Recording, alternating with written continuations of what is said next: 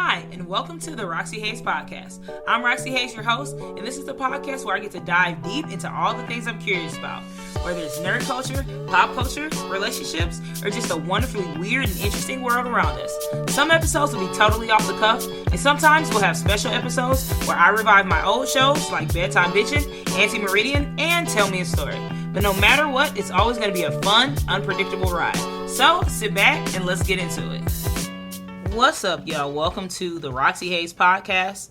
So today I've got a story for you guys. This is one of those stories where I feel like this is one of those core memory stories. Like this is something that has created the person that you see today. It's one of those stories.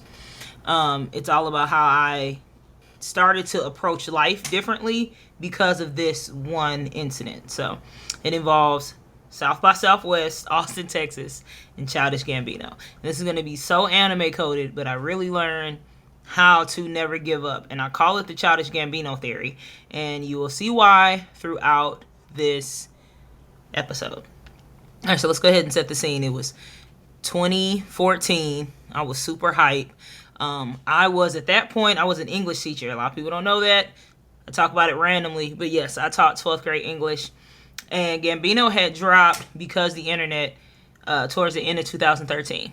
So I had been playing the hell out of that album. Like playing it in my class. My students were playing it. Like it was dope. And so I had found out that he was performing at South by Southwest. Now at that point I had never been to South by Southwest.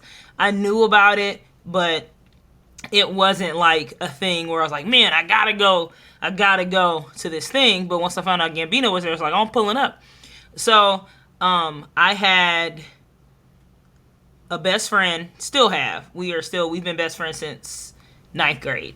So my homie Janisha and my brother Frank, we were like, yo, let's drive up to Austin. She has family up there. Let's drive up to Austin. We got a place to stay and let's go to South by Southwest, right? So before that though, cause mind you, this is kind of one of those like, hey, it's Thursday and we've decided to go Saturday.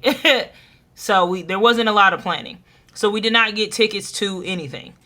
But so we decided to go up there. It's like a 2-3 hour drive. And we ended up leaving later than we wanted to leave.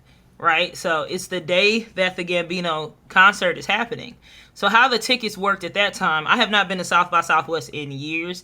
But how they worked at that time, it was much more like, just like a lot of these big festivals and big concerts, you know, once they start getting more corporate leaning, stuff starts getting more expensive.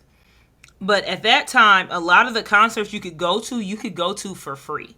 So this was one of those shows you could go to for free. You just had to go to different locations to pick up badges.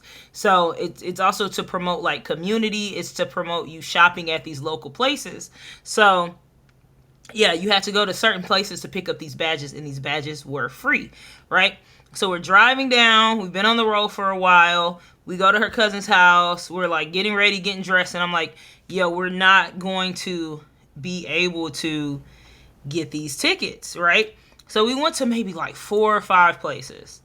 And every place they were like, oh, we're out. Oh, we're out. And this is also still South by Southwest is going on. So there's other concerts and stuff going on while I'm trying to get these badges. So, you know, my brother and my friend are like, hey, I don't care about Gambino like you do. Like, I'm trying to see the other shit that's happening. I'm like, no, we have to get it. I have to go, you know? So I was so sad.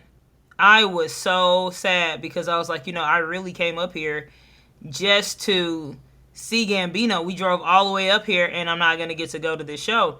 And so it was maybe like 30 minutes before. And it sounds super dramatic because for me it was. Like, my friend Janisha had been gave up. She was like, girl, you are not finna get that shit. Let's just go do something else.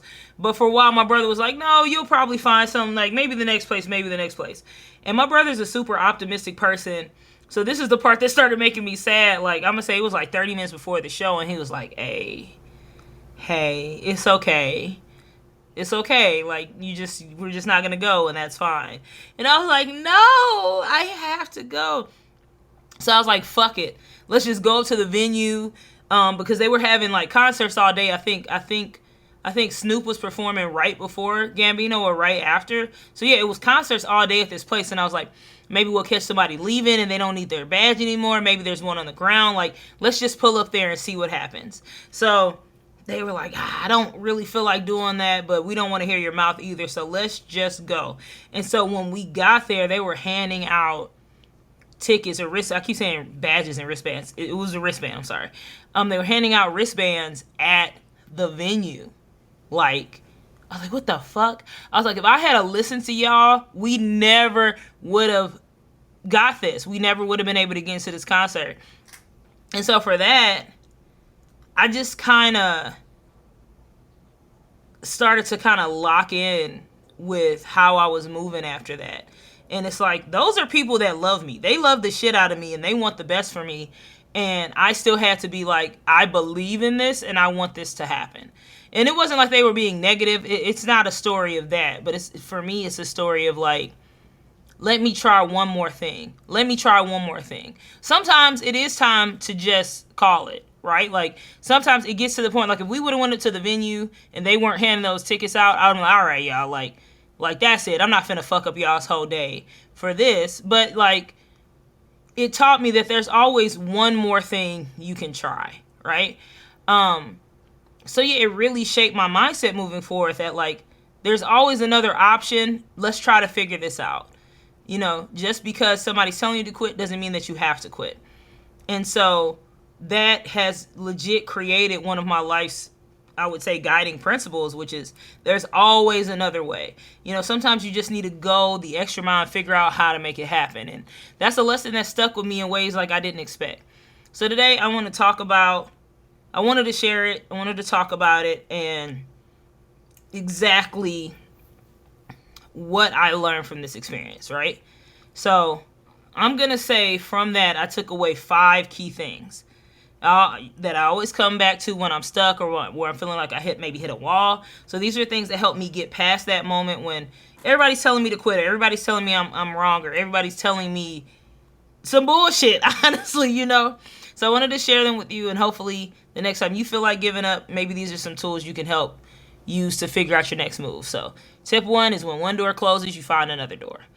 There's always another door. I know it can feel discouraging when things don't go your way, but don't let that stop you. You know what I mean? Like, if your first plan doesn't work, there's always a backup. There's always a backup. There's always a way. I remember there's a quote from, I know it's not from Will Smith, but a lot of people credit it to him, or he said it in something. But it was like, you know, don't make a plan B. It takes away from your plan A. I disagree with that. I get the sentiment behind it where it's like you need a laser focus on one thing. But I think a lot of people quote it wrong. You know what I mean? It's like, I have 80 different plans. If one thing doesn't work, I'm going to figure out another way to do something. You know, I didn't just stop looking for the tickets when I heard the no. I was like, okay, what if I could still get in? Instead of just giving up, you know, I pulled up to the venue. And that's where the opportunity was. So when things aren't working, just think of other ways that you can get in. If you're looking for job hunting and you keep getting rejected, it's like, okay, maybe I should apply at some smaller companies. Maybe I need to network with somebody in the company. The point is, don't just give up when the first door closes. There's always another way. Always have multiple plans. Always have backups to your plan. Your backup needs to have a backup. So, yeah. My next tip is persistence is key. So you can't just give up because the first couple of times don't work. The difference is, that's the difference between, like, I feel like people that make it and the ones that don't. It really comes down to, like, did you keep going? So when I was trying to look for the ticket, I didn't get discouraged because they were saying it wasn't there. I just kept pushing. So even when things feel impossible, try to push past it. But I'm going to be honest with that too, though. Hey, sometimes, once again, it's time to call it. But it may not be time. I've been smoking, y'all. Maybe don't call it all the way. Maybe it's you need a break. Maybe it's something else. But go back in there. So since we're talking about applying for jobs, like, if you keep applying for jobs, maybe it's time to build a business. Maybe it's time to work on a creative project or something like that. You know, it's fine to shift gears, but just try to keep going. Keep going. The next one is thinking outside the box. You know, another huge part I take away from it is thinking outside of the box. So when I couldn't find the tickets, they said, hey, you go to this place, and this place. I started to think, okay, where else can I look? Instead of just going into the places that they said, I'm like, okay, let me just pull up. I even went into other places. I even asked other people that I saw that had the wristbands, hey, where did you get that? So what else haven't you tried? A lot of times we'll get stuck and focus on one method that we think is the method. This is the only thing we can do. And then there's a whole other set of opportunities out there that we didn't even think about because we're limiting ourselves to just what's inside of this box or what is inside of the parameters that have been set for us. So if you're stuck, don't get afraid to be creative. Fuck it. That is where magic lies. Magic lies outside of the box. Don't be afraid to ask for help. And that is probably one of the biggest things that I've learned, not just from that, but I'm still struggling with that up until now, but I'm getting more comfortable asking for help. Asking for help isn't a weakness. It's smart. You know, when I was like I said, I was asking people on the street. I was talking to other people, and then, like I said, when I got to the venue, I asked people. I talked to people who might know something I don't, and that is humbling for a lot of people, right? Like, to admit that you don't know something, but we all don't know something. So whether it's okay to ask for advice or to ask for support, whether it's from a mentor, a friend, or even strangers that might have been through something that you had. Don't hesitate to ask. People might not always answer, and they're not always going to be nice, but that's okay. That ain't got shit to do with you. Ask anyway. You never know what they might offer and what can help you. And then the last one is celebrate the small wins. Celebrate your wins. You know, that night at South by Southwest, it wasn't just about Gambino. It wasn't just about seeing the concert. It was like, I really wanted something, and I figured out a way how to make it happen. So no matter what the goal is, also just full transparency, I left early because I do not like, and this is when I first realized, like, I don't like concerts where I need a designated seat.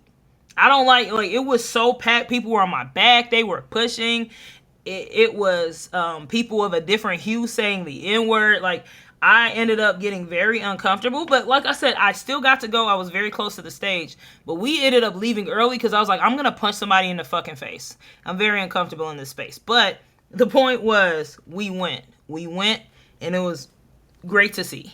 I saw Gambino live at the Toyota Center, and everybody had a seat, and that was great. I need you to get the fuck up off my back. But the point is, celebrate that win.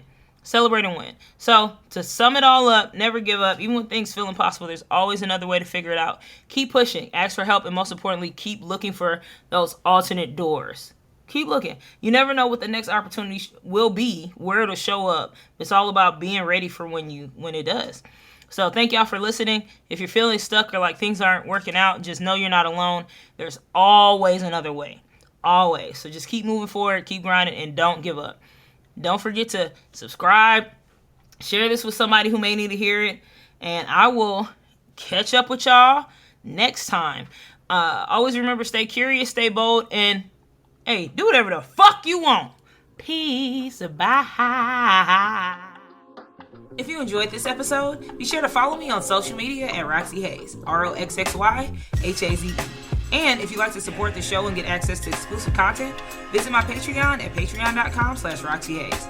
Don't forget to like, comment, subscribe, and turn on notifications so you never miss an episode. See you next time, and stay curious.